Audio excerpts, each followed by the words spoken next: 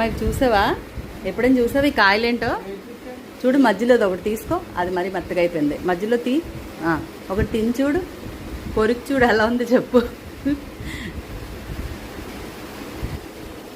ఎలా ఉంది?